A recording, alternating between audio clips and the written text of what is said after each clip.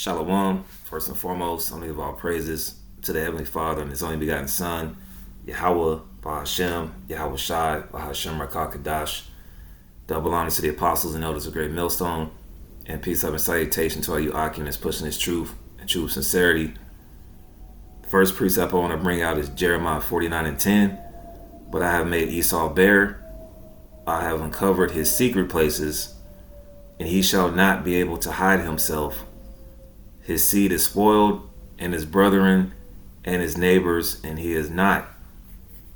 Esau, Edom, the red man of the earth, who you call the so-called white man, is being exposed for being the devil that he is. In Jeremiah 49:10 in the NLT, he can't hide it anymore.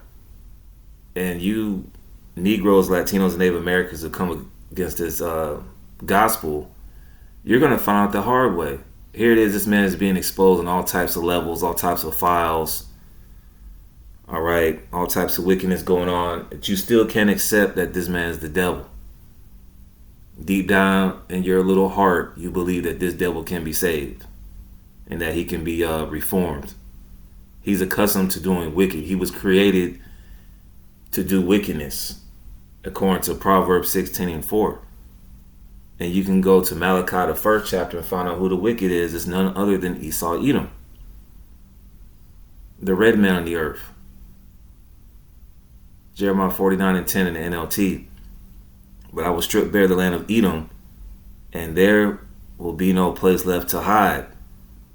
There's no more room to hide under your secret counsels, Esau. Even your own people are exposing you.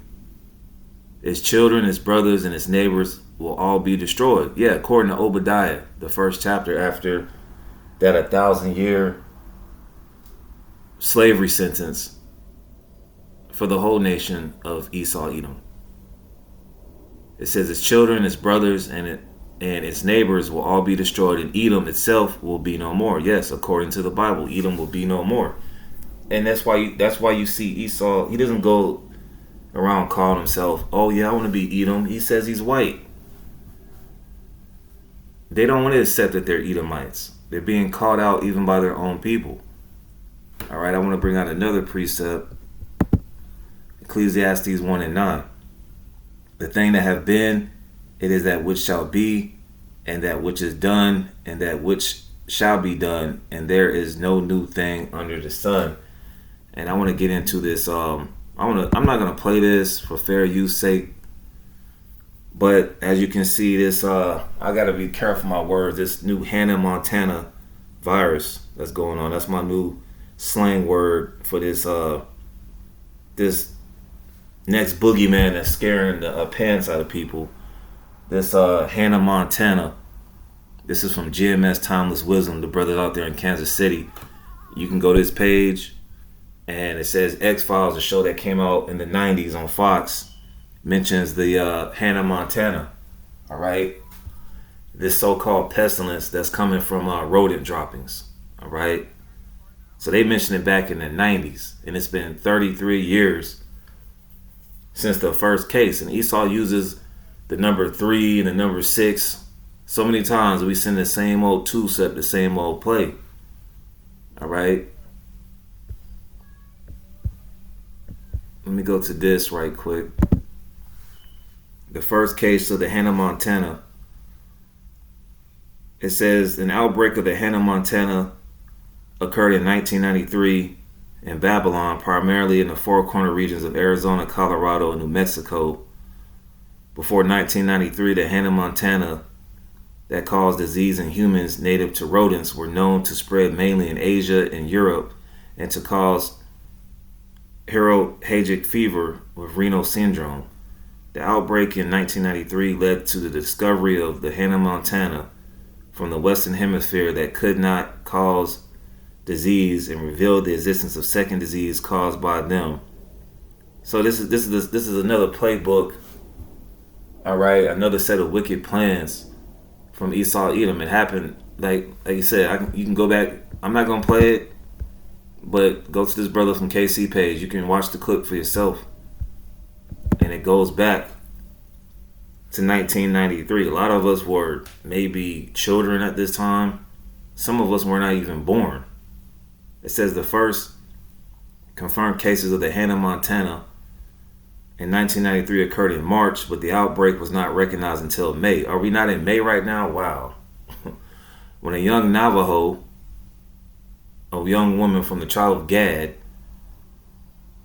a young Navajo couple died suddenly from respiratory failure. So, same old playbook, man, from Esau Edom. All right? Now he's scaring you. Same old play that he did in 2020 with the boogeyman. We got to do tracing now. They might shut everything down again. You know, here we go again. Round 2. And then William Gates. You know who that guy is. William Gates said that the next... basically said the next pestilence is going to get your attention, man. I got to be careful with my words because you know how it's going to go. All right? They're going to try to flag these videos. You already know what the business is, man. You got to be careful with your words. Then they're talking about bringing back the Maxine.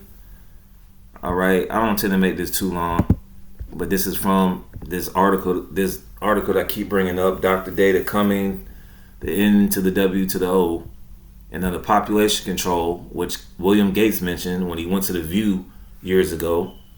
And brother got a clip on that. I saw that, if not today, then yesterday. And one of them, we see birth control, abortion, euthanasia.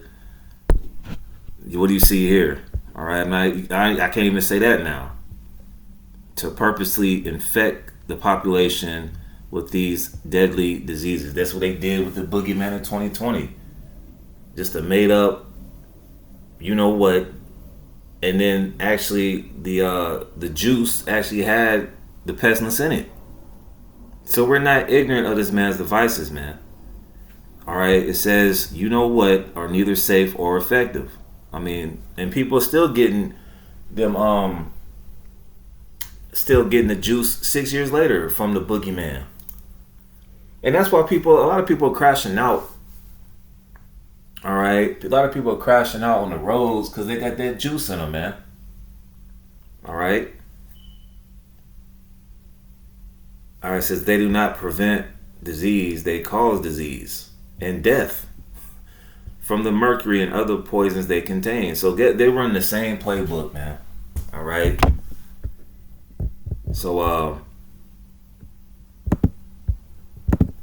2 Corinthians 2:11, lest Satan should get an advantage of us, for we are not ignorant of his devices. We're not ignorant of the physical counterpart of the spiritual demon Satan, Esau Edom, and what he's trying to do. Seeing this truth, it's a gift and it's a blessing to know what this man is doing. Meanwhile, our people are still going to the club. They're focused on the NBA Finals, the summer, you know, so on and so forth. You know, I saw a clip of this woman talking about if another pestilence happens, I'm going to OnlyFans. I mean, when are you people going to learn? The scriptures talk about scourges for amendment. Amendment goes into correction. The Lord is giving these scenarios out here to correct our people, but they still going to act a fool, man. But we know what's coming down the pipeline, that mark of the beast.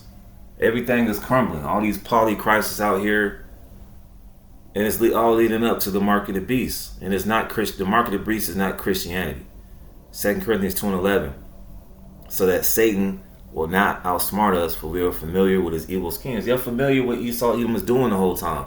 It's the same old two-step, same old alley-oop, same old flea flicker, same steal from third base, okay? Same hat trick that this devil's doing. All right? So it's a high time to wake out of sleep for you so-called Negroes, Latinos, and Native Americans, man. Get your head out your ass and see what's going on.